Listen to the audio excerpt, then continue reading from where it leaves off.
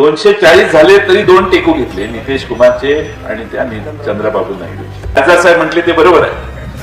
आज त्यांच्या मागे पुढे पोलीस फिरतायत, अधिकारी फिरतायत. त्याचं कारण हे 2 टेकू भाजपने घेतलेले. नितीश कुमार यांचं दुसरं नाव आहे पलटूराम.